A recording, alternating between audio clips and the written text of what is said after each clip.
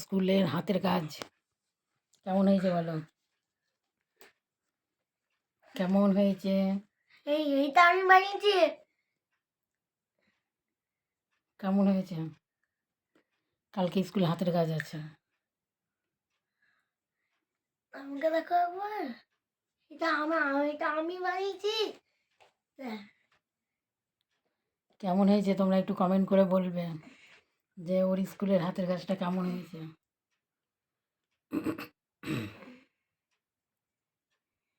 Comment করে জানাবে।